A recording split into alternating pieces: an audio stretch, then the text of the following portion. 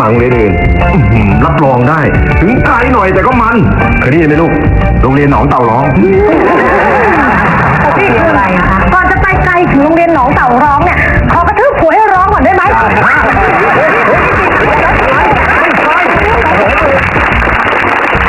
บ้านนี้มีรักยังไม่จบเดี๋ยวกลับมาติดตามชมกันต่อนะครับ